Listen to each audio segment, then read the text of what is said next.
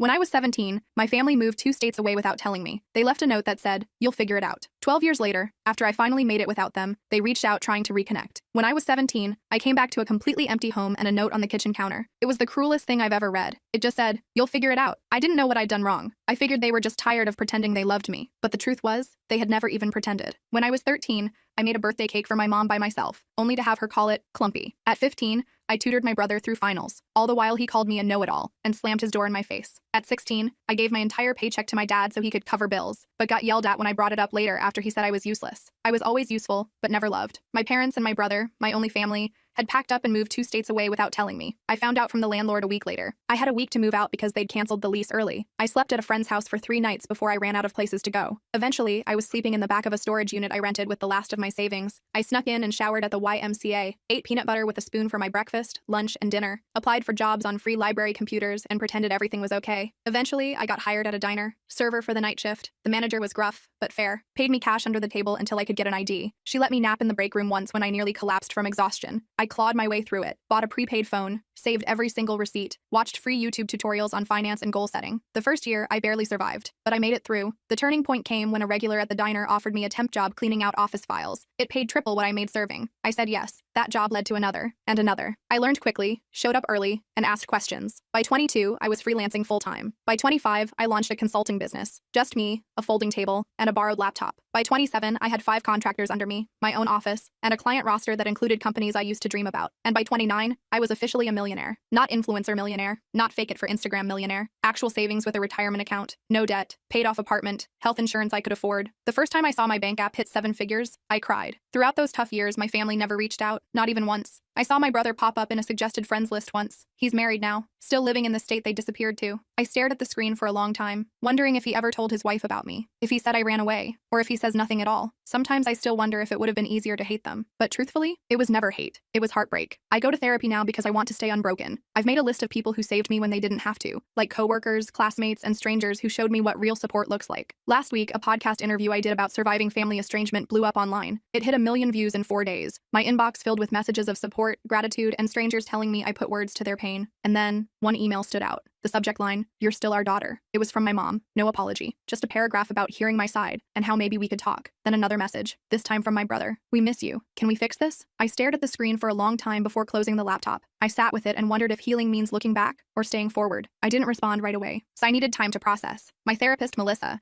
suggested